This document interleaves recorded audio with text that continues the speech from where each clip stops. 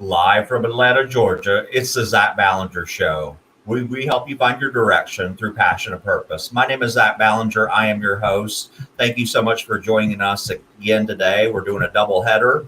We have a very exciting guest for us to hear. Before we get to that, I just want to let you know we are streaming live on YouTube and Facebook. If you've got any questions, feel free to enter them into the comments section and we will read your question at the end of the show for Austin. Austin, thank you so much for joining the show. Hey, thanks for having me, Zach. It's pretty awesome. So let's get right into it. So, what's your exact occupation and title? I'm a realtor for Keller Williams Realty Northwest Montana here in Kalispell, Montana, the Northwest. And how many years have you been a realtor in Montana? I've been a year and 5 months. And what do you like most about your job? Is there something you're passionate about that you really enjoy about it? Yeah, definitely. I have a pretty strict customer service background, and so what it comes down to, actually, I didn't realize it until a little bit later into real estate, was that I was kind of designed and geared towards this because of restaurant management, and I think that real estate is kind of the ultimate customer service experience. So, And awesome. That's a great answer because I definitely agree with you. And you do the residential side, correct? yes. Gotcha. And so on the flip side, this might be a kind of a tough question for some folks, but what do you like least about it? I didn't realize how emotional it would get, and I've been told a lot by other realtors, like, don't get too emotionally involved in the situation. And I think that's been the hardest thing, is because I get really emotionally connected to my clients. A lot of us have becomes a deeper relationship, and so I think the hardest part is for me to try to navigate that, and I guess figuring out, what's in their best interest and trying to not internalize uh, things that happen that I have no control over. So I think that, some sleepless nights because of that is probably the hardest one for me. Because what I do is I take it on and I'm always like, it's my fault. I did something wrong. And, fortunately, I haven't made too many critical errors. And so when I look back on it, I'm kind of like, I was powerless over it, what happened. And a lot of the times it turns out to be a better experience. So I guess it's that whole learning curve. And that's number one. And then probably number two would be that I almost say trial by fire, is that, like, I'm always learning on like a hot skillet. And so sometimes that's the best pain that I need to learn. But I sometimes don't like it because growth is hard. So, That's great. And also, what does a typical day look like for a realtor? oh man, it's fun. It's interesting because someone also told me at one point that being a real estate agent is the hardest, easiest job. And I laugh about that because there's a lot of coaches out there, a lot of people that just say, if you do real estate this way, you will be successful. But that also takes a lot of self-discipline. So, I mean, I try to make sure that I make my morning as beneficial to myself, to make sure that I'm ready for other people. So usually in the morning, I'll get up, go to the gym, maybe do some prayer and meditation, uh, and make sure I get some good food. And then I usually go right to the office. Even though I don't necessarily need to, I'm going to the office, and I usually start trying to, reach out to clients that I'm currently working with, like what they would call lead generation, getting lead generation going first thing in the morning.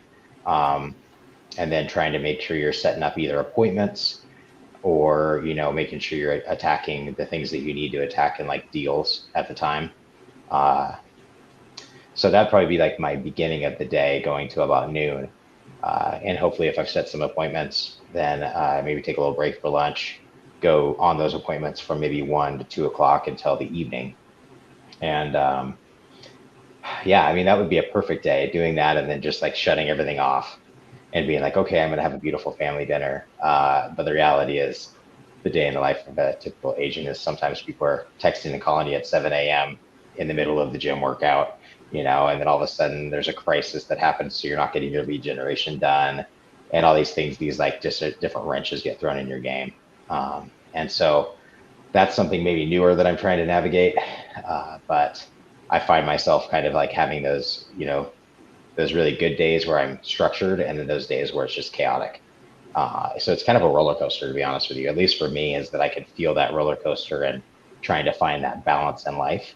And so I get it. I guess the thing is, I get it because I'm used to working hard in the restaurant industry. This is just a different way of handling it. So the day in life of a realtor depends upon probably your tenure of how long you've been doing it, some of the boundaries you set, and then also just kind of the depth of service you give. So I guess I don't know yet. To be honest with you, I'm still trying to figure that whole thing out, exactly what my perfect day would be, because it's all over the place. Well, I know tons of realtors. Seems like my professional network's pretty full with realtors, and I think you hit a couple of points there. Is first of all, it's the hardest, easiest, and what you mean by that is that it's all about servanthood, you servicing your clients, you being there for them, but at the same time that takes away from your personal family life. Let's just be honest, you're working a lot of after hours. So if you want to be a full-time realtor, it's not a job where you go in for from 2 to 4 and work 2 hours to show one house. You're really hustling behind the scenes. There's a lot to do. There's needy clients. I've been one of them before. So I know exactly how it is. I want to text my agent. I want them to be back with me right away, taking phone calls. I think you work a lot of weekends too, is my guess, showing houses. You're going to show houses, especially when people want to see them. And, that's hard because I met realtors that have been into it 20 years and they still are trying to find that perfect balance. And it seems like there's never a fine line. So I think you took us behind the curtains a lot, showing us that every day's different and long hours, and it's not an easy job by any means, but it's a fun one. So, what is it? Just kind of going off script a little bit. You're in Montana, which I'll admit I've been to 3 times this year. One of the most beautiful states in all of America. And where you live at, and I think is in Kalispell. Is that correct? Kalispell, Montana. Yep, So absolutely. tell the audience, like out there, what is it like living in Montana? Why is Montana and Kalispell the best place to own real estate in America? Oh man, that's a good one. Because let's just say, I mean, my background, I came up to Montana from Southern California when I graduated high school. Went to school for a little bit at Chico State University, and came back up here when I was, I think, 19, and surfing all the time, like on the beach. That was like that was my passion, and skateboarding and all that stuff. And then I come up here, and it's just, it's beautiful, but then all of a sudden it just snows, and it's just like, and it's cold, and the weather's changed, and all these different things happen. And I was like, why am I here? And what I started doing and started talking to a lot of people about was that if you're going to be here, be here. I guess grow where you're planted is kind of one of my grandmother's sayings. And it was just like, if you're going to be here, enjoy the outdoors. Like that's what you need to do. And so I started trying new things that I hadn't done before. And everything is at our access point here. I mean, if you want to do something outdoors, you've got mountains, you've got fishing, you've got hiking, you've got snowmobiling, you got biking. I mean, pretty much anything you do at the outdoors, like the Flathead Valley is the place to be. And so, once I started doing that, my love of this place just grew exponentially. And there's that. There's also, I mean, obviously there's a lot of people moving into town right now and into the Flathead Valley, but there's still just so much space. And, the people here are amazing. It's a real, how would I put it? Everyone's waving at each other, saying hi to each other on the streets. And I've been to bigger cities recently in the past, 15 years, and it's just everyone's kind of heads down, and they're not really focused and engaging on other people. And so when I'm there, it's kind of awkward now, because that's what my home is that human connection. And I can feel that in Montana. So, I mean, there's a lot. I mean, I'm in love with this state. I'm not going anywhere else. I've raised 3 beautiful children here and have my beautiful wife Congratulations. and everything. So things are, I mean, Montana is just, it's very special. And but and for those of the audience that don't know the geography, Kalispell, where you sell real estate, is also close, or maybe the locals wouldn't consider it, but I would, close to Glacier National Park. Is that pretty much? oh yeah, that's like my playground. I'm sorry I didn't bring that one up. Is that I mean, I can get to from my house to West Glacier. I get there in 45 minutes, and then I have a little spoiler alert, but I can get to the top of going to the Sun Road in about an hour to 40 minutes if I leave at 5 a.m. And so, like, I mean, you can get right to the playground of Glacier National Park at the top at 6,800 feet at Logan Pass very quickly, from where I am located. So, yeah. Well, thanks for taking that detour with me. I love Montana. I love where you live. I think it's beautiful. I think, home ownership there just makes sense. Like you said, it's a friendly culture, great town. So thanks for taking that. So, talk to me about what kind of education or certifications you need. Somebody might be out there, they're just getting exposed to real estate. They don't really know. What did you have to do to become one? You know, I was actually surprised that it wasn't too difficult to get the license. I went to school. I did a kind of a I mean, it's not a crash course, but it was like a 7 day intensive course, where you basically go for, I believe it's about 60 hours of in class, and then you take the board exam for the state as well as for the national exam. I happened to take mine, the day after I went to the course, to get through that. So, passing that part is, some people don't pass it their first time. Don't get me wrong. I mean, it's a lot of information. It's a lot of legal stuff. And if you're not used to that at all, or haven't had maybe a background in some of the higher education, it's like it was it'd be a little bit foreign. Um, so, I did pretty good in that, luckily. And I passed it the first time. But then after that, like the actual education in real estate starts. I mean, that's the thing, is everyone always, I mean, they say, yeah, pass the test, but you're not going to, the stuff you learn there, you're not really going to use in real estate. You're really going to learn it on the job, which is the absolute truth. Because then, I mean, after you pass those tests, you need to get into a brokerage, and then you need to learn how to do all the forms and documents. And, if you don't have a customer service background, you definitely have to learn how to, relate to people and talk with people. So, there's a lot of people that get into real estate. I mean, they actually say real estate agents fail more than restaurants owners do. And I know that's a very hard business to be a part of as well. So, yeah, I mean, I don't know, if you've studied real estate for many, many years before you go into real estate, I think that'd be awesome. Really educate yourself in that. I luckily had done it for about a year beforehand. I've really read a lot of books, and just kind of, my mom has been in real estate, so I understand it a bit. But once I got into it is where I got my real education. So you hit on that because I think it's important, the customer service angle. So let's say you're out there and you want to be a realtor. I do agree with you. That's one of the keys. What's your philosophy on customer service? What is your style for your clients that may want to, they come to you, let's say they're a first time home buyer or they're a second time home buyer, what kind of service, what does that look like in the real estate world? To me, I think one of my big things is kind of just sitting down, having a conversation, and finding out what their wants and needs are, and being a good listener in that situation, and really trying to having that, I guess, immediately having an open and honest, just like transparent relationship, and kind of having that conversation with them and saying, hey, you know what, I'm here for you. This is about you and your new transition in life. So what do you need from me? Because that's what I do. And usually, I mean, that's kind of where I would like to start the whole thing. And then, from there, it kind of just grows into me saying, like, I'm a constant communicator. So, what do you need from me with that? I mean, some people are, like you said, more needy. Some people are really easy. Um, but if there's kids involved, just because I'm lucky, and I've had kids, and I love them to death, is that I usually make them part of the situation. I make them part of it, so it's part of the family. And I've also seen, like, some realtors don't necessarily do that. And it probably is just because maybe they don't have that same situation.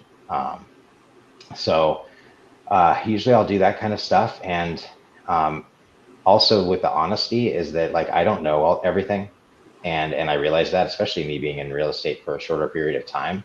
So me going into that, and even if they say like, hey, I see that you've only been a real estate agent for a year and 5 months, I'd be like, I totally understand where you're coming from. I was like, luckily I do have a lot of backing of friends and mentors that will be willing to give me the answer if I don't have it for you. And if for some reason I'm not doing the job that you'd like, then we can just transfer right over to another person that will, because you ultimately are the priority. And if I'm not doing my job right, let me know. So we start that all off. I guess it comes down to the honesty and transparency first. And if you do that, then I believe everything else is easy because you've already set the pace for things, or the You said tone. you said something that I probably say I feel like almost every interview, or at least the past couple of ones. I think everybody that is going into a new career, or they're in an old career, or they're a student, they should really have a mentor. I have one in my career field. And so I think everybody needs a mentor. Talk about that. Talk about the process of how a mentor has Mm. helped you. No, that's a really good question. I actually was fortunate enough to get um, involved with, first of all, a friend that was in the restaurant industry was someone that kind of talked me into doing real estate in the beginning. And I actually got connected with his mentor, who is a broker, and I'm going to throw the name out there just because he's a friend of mine. His name's Eric Perlstein, and he ended up really taking me under his wing. And I think the biggest thing about that is that we're very different personality types.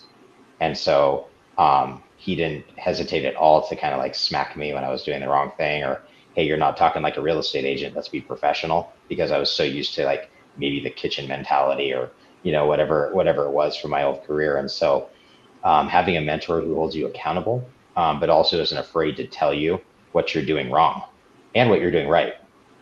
So I mean, it's not a boss. It's just someone that is there with trying finding a mentor that truly has your best interest in mind, even though it hurts.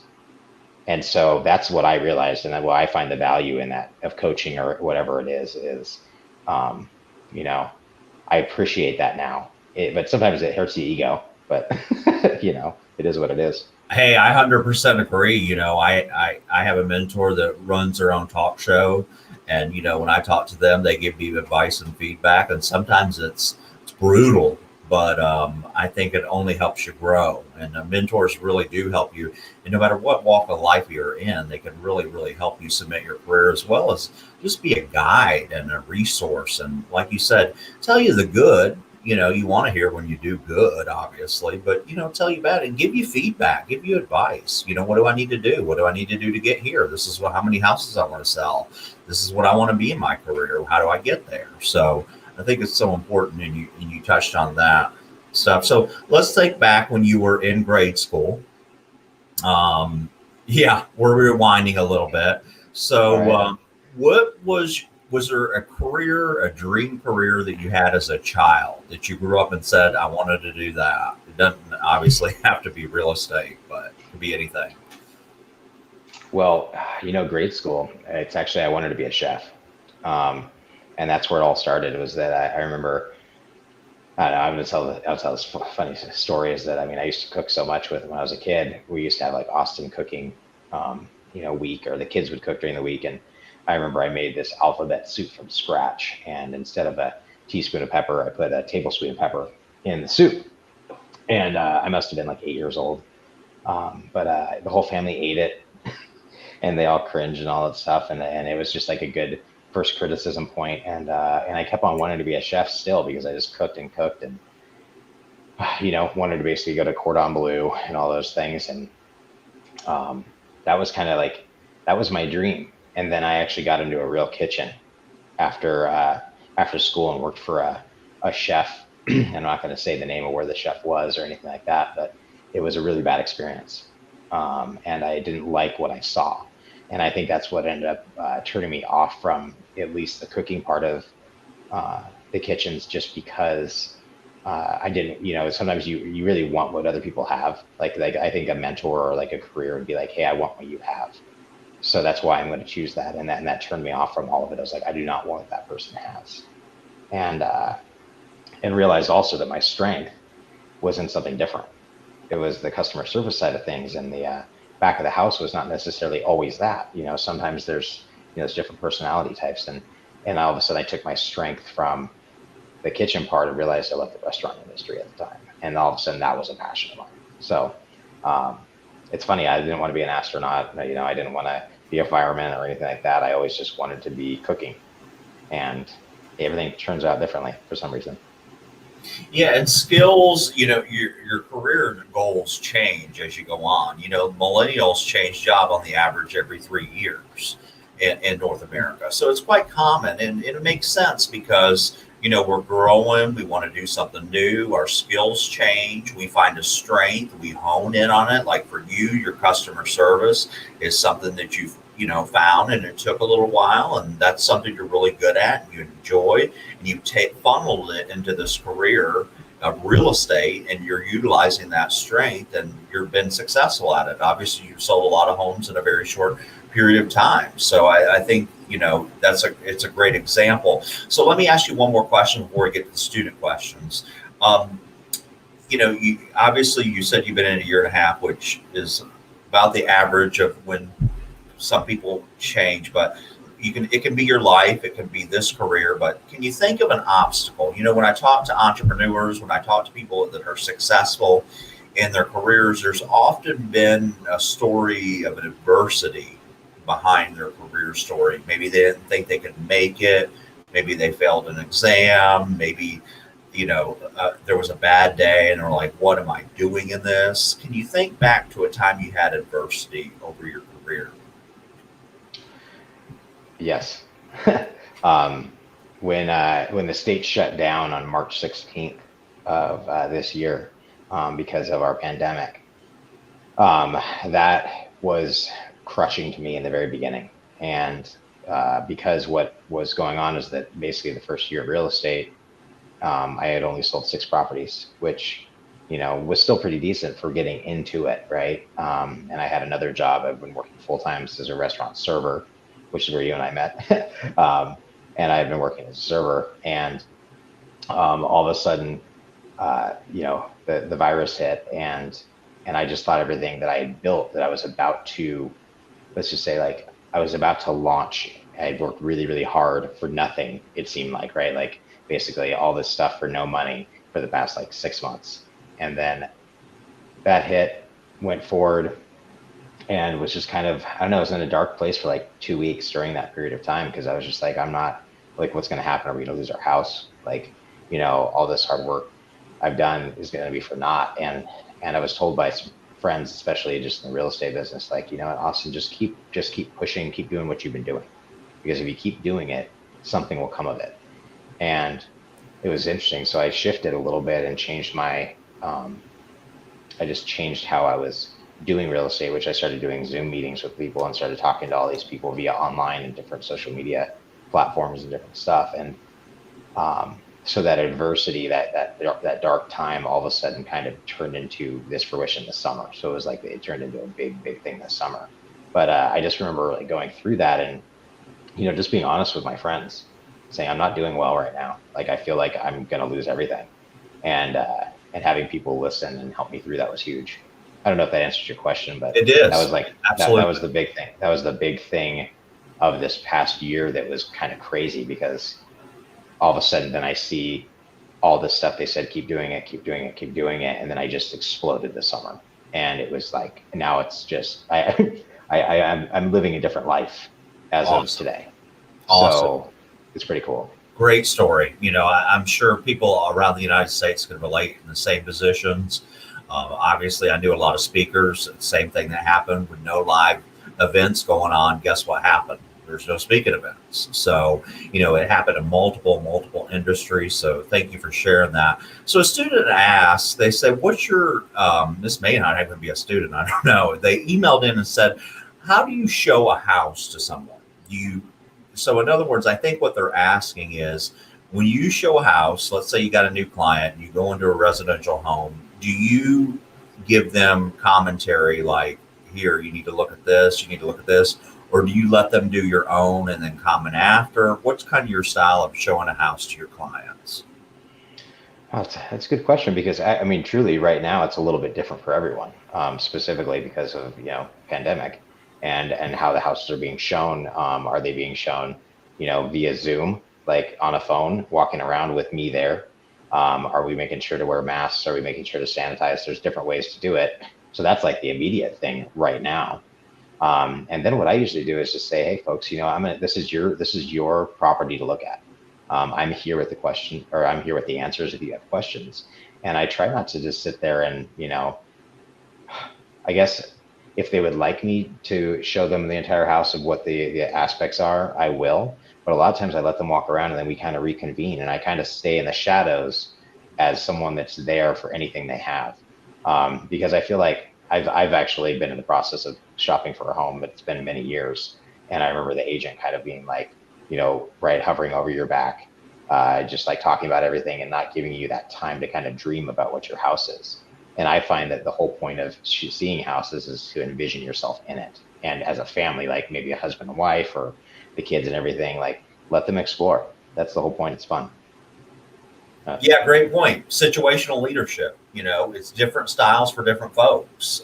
Some people want you right there. Tell me everything you see that's wrong. Tell me everything you see that could be potential. Tell me, sit by my side. And other people, I'm sure, is like, Austin, can you like go outside while we look at this and let's do our own thing and then we can reconvene. So you're exactly right. You have to situationalize what customers want, back to that strength of yours in customer service. This has been so helpful, I think, for our audience to get to know what a realtor does on a daily basis, how many hours they work, what it takes to be successful. I think for a lot of people that interests them too in the area you're in. And so I wanted to make sure that I focused on that because I love your area. And so I love Montana. I have a place for it. So, if you need any real estate needs or want to connect with you, I know that you'll be willing to help people. And I really appreciate you giving time and coming on the show today. I know realtors will often, this is their time to kind of work right in the evening hours. Montana's on a different time zone though. So I'm sure your work's going to ramp up soon, but we really do appreciate, Austin, you being on and sharing your story, your career, your passion, as well as your beautiful location in the country in Kalispell, Montana. Zach, thank you very much. Yeah, this was fun. Yeah, the half an hour went faster than I thought. I was like, whoa, okay. And I was like, wow. And you're right. I'm going to go right now. I actually need to go check on the client's house because we had a big storm last night. So I'm leaving you and I'm going to go drive up to Eureka, which is about an hour north, and make sure their house is in order and no trees blew over on it or anything like that. And the best thing about that is I get a nice little drive for the night. Yep, a beautiful drive in Montana. I'll take that with the deer and antelope and everything. So, Austin, thank you so much. Safe travels. I'm sure we'll see each other again, and take